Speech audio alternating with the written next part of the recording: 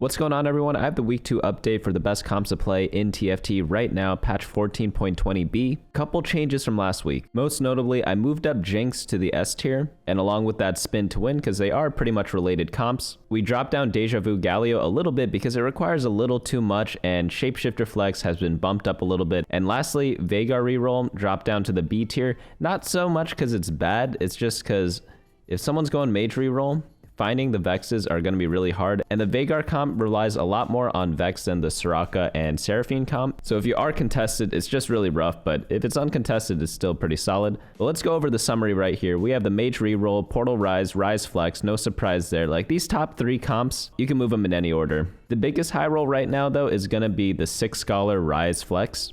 If we check the data right now, and it's just auto-sorted by average placement, you'll see 6 Scholar at 3.44, and you look at the traits around it, like, it has no business being in the same realm as, like, 9 Multistriker, 9 Frost, 8 Witchcraft, things like that, because you only need 1 emblem to make it work, and the other ones require 2 of them, so that's how you know it's very, very powerful. Faerie Kalista, very solid comp still. I'd say if you have no idea what you're going, and you don't have a spot for any other comp that's good right now, just go Faerie Kalista, just default to it. It's probably the best backup option you have right now. Obviously, it's not as good as getting like Portal Ryze or something like that, but there are no requirements for Faerie Kalista, so that's why it's a very useful comp to have in your back pocket. Jinx Wukong and spin to win Wukong. Gonna round out the S tier. In the A tier, we have Shapeshifter Flex. There's a couple of ways to play this. There's a reroll Namzi version, probably the worst version of the comp, but if you get a spot for it, it's very good.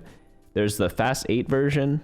And then there's also the Fast 9 version. I think the Fast 9 version is very fun to play. You play around Shyvana, throw all your items on her, and then go Fast 9. I've seen a lot of players do this, and if you want to take a look at it, you can see that like Shyvana with 6 Shapeshifters does pretty solidly, like 4.42, but pretty much she holds items that are great for either your tanks or your Briar. And oftentimes people just leave the items on Shyvana if they find other items for those other units later on. But even as a 2-star, she's still pretty solid. Like it barely changes the placement. Like no one's really re-rolling Shyvana 3-star, but all her popular items, like some Shapeshifter can use it, which is why it's like a pretty nice way to play. The reason why you want a Fast 9 with Shapeshifters is because you need Briar and Smolder pretty badly, and it's really hard to get that on level 8. Next up, we have Deja Vu Galio. I dropped this down a bit, even though it's still very, very good. It's at like a 4.35, somewhere around there right now. It's because 1, you need the augment Deja Vu Galio, and 2, you need like double Rage Blade. So having like those 2 requirements, I don't think it deserves to be in the S tier because it's pretty rare to make that happen. So that's why I dropped it down a bit. Still very good comp if you hit it.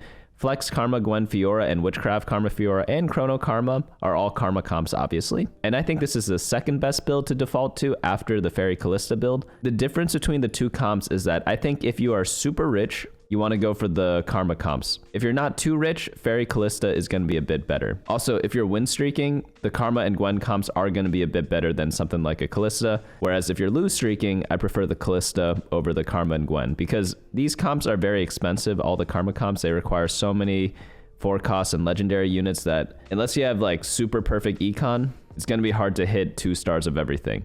Warwick reroll, if you like playing Corrupted Vampiric Scepter Warwick, they are going to be removing the item in the next patch, I believe. That was like one of the previews they had. And the reason why is because World Championships are coming up and Warwick is too strong with this item combination. It's like S++ tier if you get it, but it's so rare that it happens. That's why it's down here instead of in like the S++ tier. Like technically having 3-star legendaries is the best comp, right? Like I could write in the S+ tier 3-star Briar and 3-star Yuumi, Morgana, etc., etc. Like that is technically the best comp. But of course you're not going to get that, so that's not going to be a comp that's going to be listed in the S++ tier.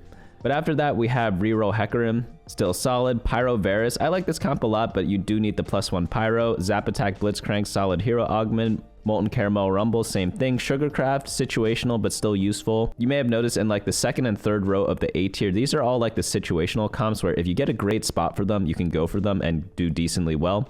So if you get +1 Sugarcraft and an item portal, then yeah, go for it. Multistriker reroll. If you start the game with like 5 Ashes, 4 Jaxes, like yeah, it's gonna be good. Or you get Presley attack early. Eldritch, solid.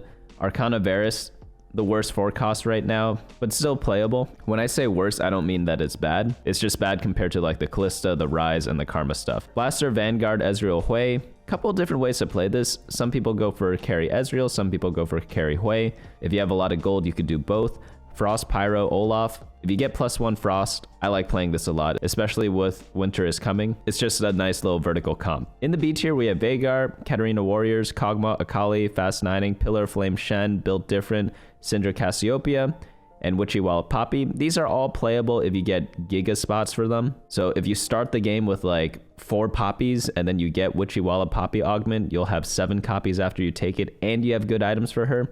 Like you could slam like a Sterix Gauge right away, for example. So you pretty much need a perfect spot to go for some of these comps in the B tier. C tier, we're gonna ignore for now. Don't really want to play any of these. And then of course, I laid out this little summary down here for like comps to one trick, Exodia comps, and beginner comps. Well, let's move on into the tier list. Starting up in the S tier, we have the Soraka and Seraphine reroll. This comp becomes infinitely better if you can hit 7 mage. You could do that by either getting a Nora and Yuumi or getting a +1 mage emblem. That way you don't need the legendary. So when you play this, you have to be careful and make a couple of decisions. It's not too many decisions because most reroll comps are very easy, including this one.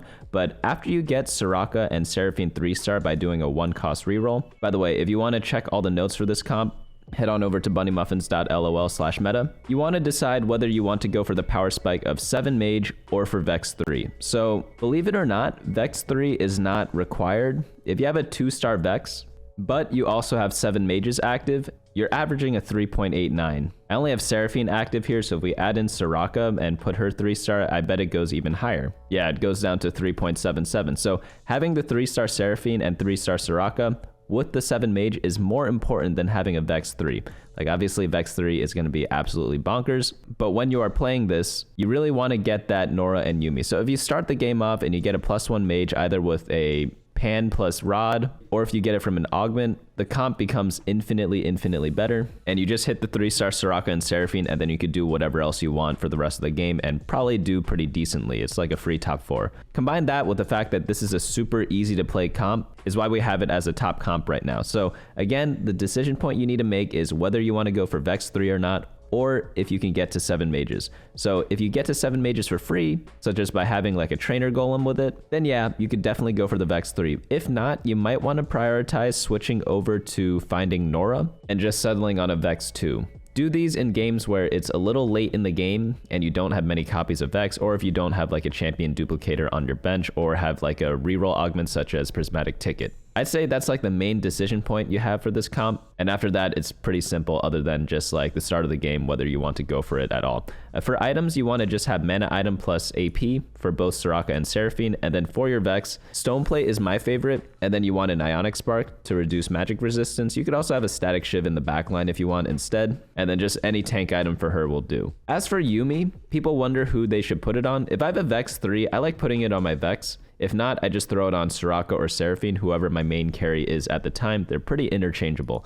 Next comp up we have is Portal Ryze. If you get +1 Portal, go to 8 Portal, fast 8. Very simple comp to play. Pretty much if you get Portal Spatula early on, you just hard force this comp. You just go to your team planner, add in Ryze, Tarek, Galio, Kassadin, Jace, Zoe, Ezreal, and Nora, and then just take out either Jace, Kassadin, or Ezreal. After you find Nora, and depending on who you get as your +1 unit. So if you're keeping Nasus, you obviously want to keep Jace. If you're playing Diana, you could take out any of them. And if you're playing Nami, you could also take out any of them. The most important item for this comp is going to be the red buff on Ryze. However, I wouldn't necessarily take bows off Carousel because after you build a red buff, attack speed is pretty useless in the comp. Like you build either red buff or rage blade, and you don't really want any extra copies of bows. So what I like to do is I don't pick up any bows. I pick up rods instead.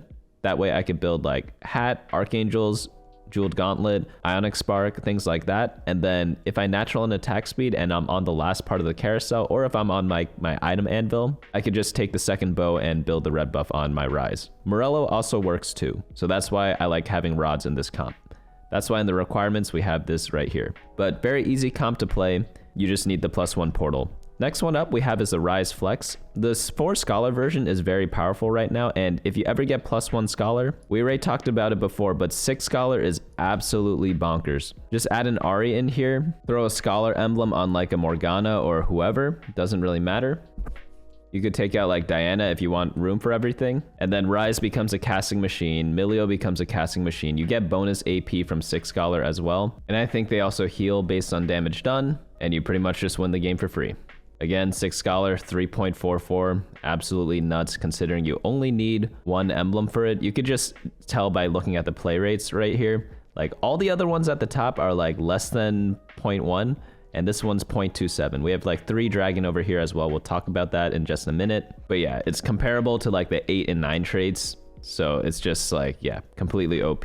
But you play this the same way you would play Portal Ryze in terms of like itemization for Ryze. You just want anti-heal and AP, but instead of all the portal units, you run real units such as Taric Rakan and build around that. So that's obviously going to be with preservers. Bard is great because he fits both Scholar and Preserver, so he's like a 2-for-1, and the comp just works out really well. If you get a bunch of Arcana units, you could also play Arcana Ryze. Not as good, but still a solid option if you get like a free Tahm Kench 2-star. That way you could push level 9 instead of rolling on 8 for the perfect preserver board. It's always good to have backups, because sometimes if you get them for free, you can kind of settle on it and just play around that and push levels and get legendaries. Because if you want to win the game, 2-star legendaries are going to be one way to do that. Next up we have is Faerie Kalista. This is my go-to build if you don't have any direction, because 1, you could slam the Rage Blade to flex between this comp and the Ryze comp. Ryze also uses Rage Blade pretty decently. Second, if you don't have any Rage Blades but you have a bunch of random tank items, you could always build the Rage Blades later on, especially if you are lose streaking, because that way you get first pick on Carousel,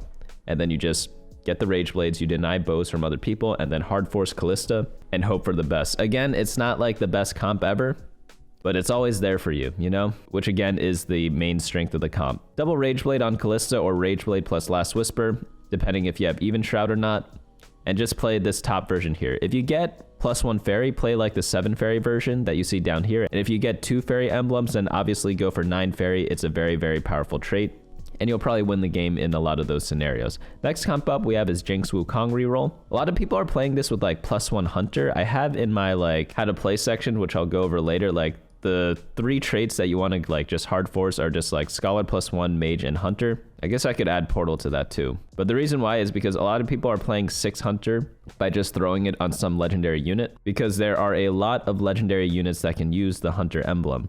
For example, we have in the data, the default is going to be Bard and Zillion because they just belong in the comp, but if you ever get it on like Briar or Smolder, it's absolutely nuts. You know, Briar and Smolder are very good too when this comp doesn't even have their trait. For example, Briar is a shapeshifter, Smolder is a blaster. We're not even running that here, and they're still going to go ham with the Hunter emblem and 6 Hunter. But this comp focuses mostly on Wukong and Jinx. Just throw stone plates on Wukong plus whatever other tank items you can find if you can't get perfect items. On Jinx, Rageblade, Runons, and like any third item, just make sure you have a Last Whisper or Even Shroud somewhere else. Sometimes people even put their Even Shroud on Olaf if he's 2-star, because it's hard to get a lot of items in the game. But this is just going to be a 3-cost reroll, so you go to level 7. Sometimes you stabilize a little bit at level 6 so you don't bleed out too hard, and then stabilize with Jinx 2, Wukong 2, Econ up to 50, and slow roll after that. Pretty simple comp to play. Very good with stuff like Category 5. You could just hard force it with that augment, or if you get spin to win Wukong. The 2 comps are pretty much the same, so we could cover them both at the same time. But if you get spin to win, you just want to swap out some of the stone plates for more bruiserish items such as BT and Sterix Gauge. What I just realized is that most of the S tier comps, apart from like maybe the Ryze Preserver Scholar comp, they're all very easy to play because they're either like vertical comps or reroll comps, so that's kind of like a nice thing about the S tier right now. Onto the A tier, we have the Shapeshifter Flex build. So Shapeshifters are going to be 3 different options that we talked about before: standard, fast 9, and 1-cost reroll. So in the bottom here, we have the 1-cost reroll with Namzi, Elise, Jace 3, and then you just play around your Namzi. Throw just any AD items on Namzi and you're going to be more than good to go. But if you're going to be playing fast 8 or fast 9, you want to go for the 6 to 8 Shapeshifter board that stabilizes really, really hard with Briar 1 and Smolder 1. You could also play around Varus. He is decent in this, but the main power is going to be from Briar 1 and Smolder 1. So if you can hit it on 8, fantastic. You're high rolling. Congratulations. We're not all so lucky, but other games you need to go 9 in order to find these units, because Getting legendaries is very, very expensive, and even though they show up in your shop at level 8, you oftentimes don't get the specific one that you want, and it makes a very big difference in this comp because these two are so key and none of the other legendaries really help this comp at all. So what people are doing is if they ever get a Shyvana 2-star early on, they just jam all the items on her, play a Namzi in the early game as your carry for your backline items, and then you just go fast 9, roll down for a 1-star Briar or Smolder, or even take one off Carousel. Who cares about whatever item they're holding? And then use that as your mid to late game. That's how important these two units are, that people are willing to sacrifice their level 8 and just go straight 9. So obviously, let's use our brain a little bit. When is this comp going to be even better? It's going to be really good on econ portals where you get a ton of gold and you could level up really easily. So if you ever do get one of those, Shapeshifter Flex is good. Not so much because of having a ton of gold to roll down with to get like 2-star Nasus, 2-star Varus. It's more so to get the 1-star Briar and 1-star Smolder. Next comp up we have is the Deja Vu Galio.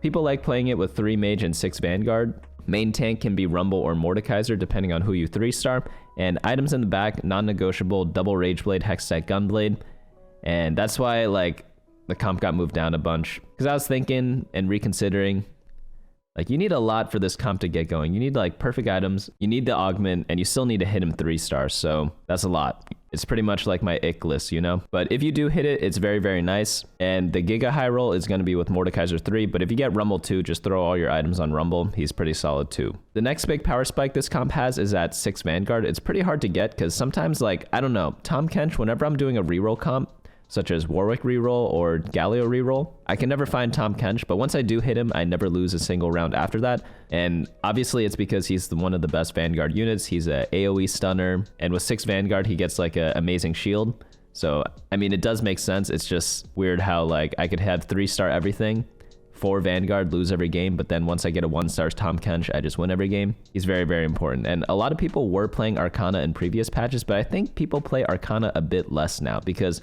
last patch, people were doing Varus Arcana and Ryze Arcana, and there are a couple of other Arcana comps that I can't quite remember. But nowadays, people are mainly playing like the Kalista Preserver build and like Ryze Preserver build, so Tahm Kench is a bit easier to find. Next up, we have is Flex Karma Gwen Fiora, another type of Preserver comp, funny enough.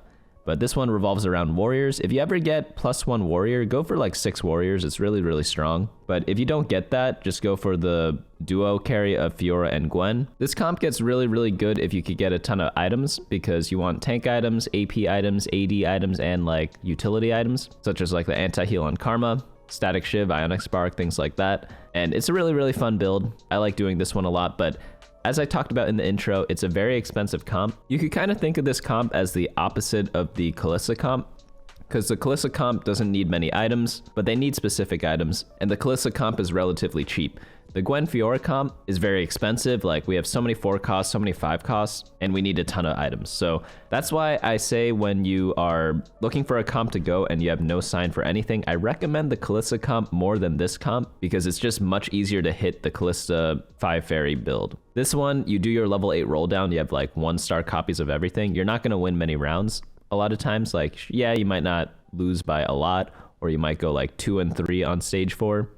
But with the Kalista comp, because you have all like the 3 costs and 2 costs 2-starred, and you have like a 5 trait active, even with like 1-star Rakan, 1-star Kalista, you'll still win a bunch of rounds. On the other hand, if you have like a ton of gold and you're able to hit like one of these 4 costs to 2-star, and you have items for them, then yeah, it's going to be good. But oftentimes we're not so lucky. So that's why I recommend the Kalista comp more so than this one if you have nothing to go for. Next comp we have up is Witchcraft Karma and Chrono Karma. These are just different variants of the comps. Like one is with Witchcraft Karma Fiora. The Chrono comp is just Karma with +1 Chrono over here. And one thing to note is that the Chrono Karma is kind of like a soft Exodia build. It's not quite auto win, but it's very, very powerful. It's at like a 3.95. It used to be a bit better, but it did get nerfed a little bit. Still very good though. That's why I say like a soft Exodia, not like a hard Exodia. 3.3, I would say that's more so of an Exodia comp. But yeah, they're just different versions depending on what emblems you get and different stuff to try. Next one up we have is Corrupt Vampiric Scepter Warwick. Again, they are removing this item because like it's so OP on Warwick and it's like so mediocre or horrible on everyone else. They probably shouldn't have this item combo exist in the game. I guess it is fun. I'm on and off about this because obviously like I love playing this comp if I get it. I just never get it. And if I see someone else with it, I'm like, oh, I guess they top 3 this game, or I guess they top 2 this game. And there's nothing anyone can do about it. But if you're the guy that has it, you could laugh and have fun and be like, wow, this is so OP.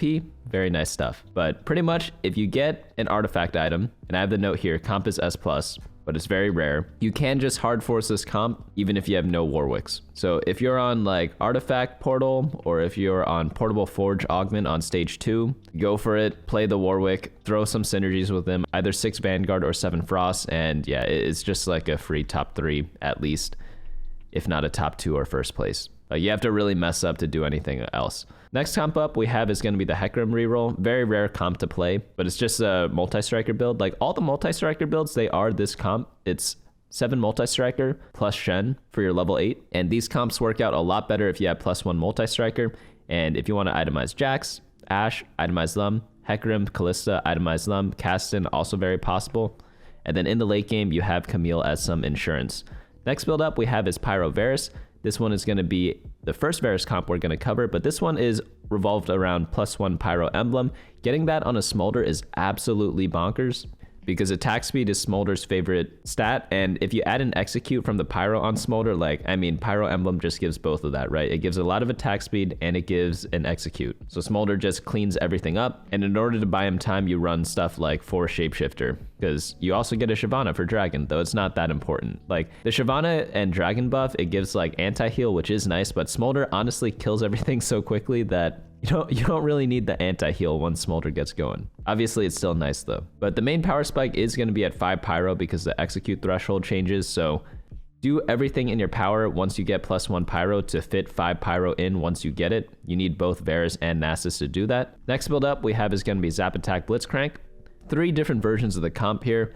I'd say the best one right now, probably going to be Veigar reroll. There is some merit to the Kogmaw builds. Like Kogmaw just, after the Faerie change from 2 Faerie to 3 Faerie, it just hasn't been the same because it used to be a duo carry comp with Kogmaw and Tristana, but now Tristana doesn't get the Faerie buff anymore. So when I'm playing this comp, I lean more into some sort of Honeymancy build, and that's going to be either with Ziggs or Veigar. Ziggs kind of sucks right now.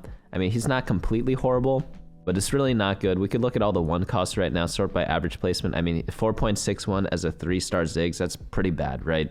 But if you high roll it, you could still win games with it, but I much prefer playing around the Veigar. Also, when you take the Zap Attack augment, you get Blitzcrank 3-star really, really quickly oftentimes, so a lot of games you don't even need to roll that much for your Blitzcrank 3. So if you're not rolling for Blitzcrank for 1-cost units, you're probably not going to find a lot of Ziggs, so you just level up, look for other stuff instead. Next build up we have is Molten Caramel Rumble. Just another hero augment build. Vanguard Preserver is going to be the go-to for this because you could fit in the Sugarcraft with Bard. Alternatively, you could just play 6 Vanguard. That also works. And Rumble just kind of cooks everything in a bit. This comp is like okay right now. It's not like the best, it's not the worst.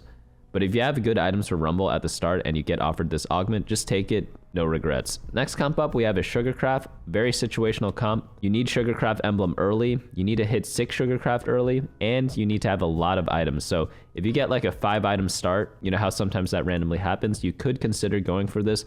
Also, if you get items from the portal, that's another time to consider going for this too. But very situational comp, very fun though, and overall pretty decent if you meet the requirements. Next one up we have is Multistriker reroll. This is the Jax and the Caston version. They're both strong. It really just depends what units you're hitting, and I will say you need to get like really good spots for this. It's not like a reroll comp you could just hard force out of nowhere. Like I'd say for most TFT comps you just need one thing going for you. Like for example, if we look at the top comps right now, Portal Ryze, if you get +1 Portal, that's all you need. You hard force it, no regrets, right? You get spin to win Wukong, just hard force it, you know, no worries. You get category 5 on Jinx Wukong, hard force it, who cares? But for some other comps, if they're not as strong, such as Multistriker, you need both like a bunch of Jaxes and Ashes if you're going the top version, or like a ton of Castons if you're going the bottom version. And you might want something else too, such as like absolutely perfect items or having very good augments. So what are very good augments? It's going to be the +1 Multistriker augment or press the attack. If you could get 2 signs to go for these 2 comps, then yeah, go for them. They're going to be very strong. So even though some comps are a little bit lower on the A tier, they're still very, very, very playable. You just need to meet more requirements. Same thing for the Eldritch comp we're about to look at. 2-cost reroll if you want to go for Syndra. Sometimes people pair it with Cassiopeia as well, or you could do the standard leveling build, which is going to be around Nami. And hopefully you hit a Briar, and Briar 1-star does a lot of stuff. But what do you need before you go for this? You need the +1 Eldritch. I would not consider it otherwise. And for the top version, you need a lot of Syndras. So you need both a lot of Syndras and an Eldritch. The bottom version is a little easier. What do you need for this? You need the +1 Eldritch, or even like a +2 Eldritch, or like just a +1 and a win streak start. So you could always play the 7 Eldritch build and have like no carry and just top 4 with it. If you win streak in the early game, you just slowly bleed out from like 100 health all the way down to 0 and get like a 4th or 5th. But if you are able to hit the Nami 2-star relatively easily, or like a Briar 1-star with items, then yeah, you could place a little bit higher than that. Or maybe you're really lucky, you get like School Mascot with the +1 Eldritch, it could possibly do really well. But that's kind of like the story of these lower tier A comps, like Arcana Varus, same thing but a little bit different. You just need to hit the comp for free. So if you're doing a level 8 roll down and you just hit Tahm Kench 2, Varus 2, then yeah, you could go for it, right? But like that's true for any comp. But I wouldn't start my game off on stage 2 saying like, I'm gonna go for Arcana Varus, unless you are absolutely sure that it's not contested and if you can win streak early. So if you built an Infinity Edge early, and let's say you have a Namzi 2-star and you're going Shapeshifters, maybe later on you hit like an early Varus and you're like, maybe I build a Spear of Shojin off this next Carousel. If you're decently high health, that would be the time to go for this comp. If not, you'd probably want to go for the Shapeshifter version instead. Next build up we have is going to be the Blaster Vanguard Reroll comp. This one's really fun because you play around with a lot of different carries, and the best part is that there are 3 3-cost units, so if you ever get like Triforce, it's a really fun build to do. It doesn't give like the most buffs, but it's obviously really good for the comp, right? If you ever get a good reroll augment, it's also really nice for this because you're able to get them to 3-star relatively easily. Keep in mind that like 3-star 3 costs are very hard to get because it's very expensive, and in this comp you want at least 2 of them, if not 3 of them. So you need to be very rich in order to play this build, either with an econ augment early or something else. For items, mana items are really good for both Hwei and Ezreal, so I like building a Spear of Shojin early for this build because it could work on either Ezreal or Hwei. Hwei does prefer the blue buff, but like Spear of Shojin blue buff is like barely any difference on Hwei, whereas Ezreal can only use a Spear of Shojin. So just build Spear of Shojin early. If you get 2 of them, great. Varus could use it too later on if you get like too many items, or if you don't get both of them 3-star. And then after that, see if you are getting more Ezreals or more Hweis, and then build their items accordingly. So AP items for Hwei, AD items for Ezreal. Next build up we have is going to be Frostfire Olaf Varus. Decent 4-cost comp, but you really only want to play it with +1 Frost, or if you get Winter is Coming. But again, since it's a bit lower in the A tier right now, you either need one of those requirements plus a win streak, or getting the augment and having some of the units for free like an early Varus or Olaf to really stabilize you. I think this comp had an undeserved nerf previously because Varus was too strong in different comps, and Olaf is really good in the Hunter build, so you don't want to just like buff Olaf for no reason. So it's kind of in that awkward spot right now. So hopefully in future patches this is going to be a bit better of a comp, but right now it's still playable. You just need like 2, maybe 2.5 reasons to go for it. Next one up we have are the B tiers. Reroll Veigar. We talked about this before, like you're too dependent on Vex, and if there's another mage player doing Soraka Seraphine, you're just never going to hit it. So even though this comp is very good, you need a double, triple, quadruple check that no one else is going for Vex before you go for this, and in those cases then yeah, it's going to be fine. Katarina reroll, solid with 6 warrior. I wouldn't really play it without a +1 warrior. You don't need to go 3-star Katarina in those cases either. You could play around just like Fiora Gwen. Kogmaw Jinx reroll is seen better days. Still playable, but seen better days. Akali Nyla, if you get it for free, you could play it. It's not gonna win you any games or anything like that, but it is a solid build to top 4 with. Some games you just need to top 4 and you don't really care about too much else. And then we have Fast 9, which you only want to play on certain portals. And last comp we're gonna go over is Built Different. It's just not that great right now. When I say go over, I'm just gonna do this little thing. Like Built Different 4.77, do you really want to be playing that? Probably not. So let's go back up to the top right now. We don't really need to pay attention to the B and C tier too much, apart from like the first things that we saw down here with their like random requirements. But I want to show you all the how to play section for the patch, like how to approach the patch. And I think the best way to do it right now is first you see if you could reroll one of the stupid comps. So mages, Jinx, and multi-strikers, but obviously like mages and Jinx are much better. So if you get like category 5, maybe like perfect items for Wukong Jinx early, then yeah, go for this. If you have a lot of Seraphine Sorakas, then yeah, go for mages. But you need like a ton of multi-strikers in order to go multi-striker. But this is the first thing I would check when starting out the game, see if you could reroll. If not, you go to step 2, which is see if you get a +1 trait. Either that's going to be Scholar +1, go Ryze, Portal, go Ryze, Mage, go Mage. Even if you don't have a lot of Seraphines and Sorakas, it's still pretty playable. And then also Hunter. Hunter is interesting because you want to play like the Jinx build. I just realized it's the same comps, but like honestly, there are different ways to approach it. Like you can play Jinx without +1 Hunter. It's still very, very strong. But if you do get the +1 Hunter, you want to play around more so the Briar and the Smolder, depending on what you get. And then you just add in Namzi for 6 Hunter. And then lastly, if you get nothing stupid, you just go for Faerie Kalista every single game. So I think that's going to be the best way to approach the patch.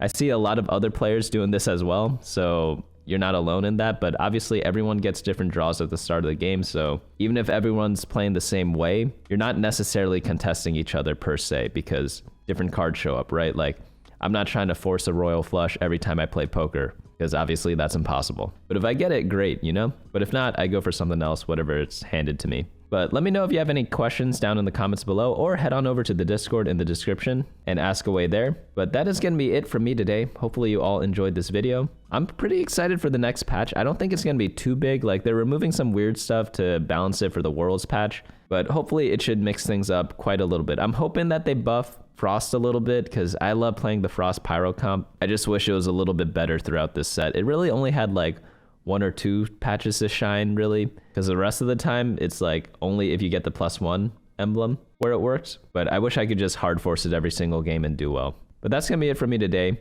I'll see you all next time.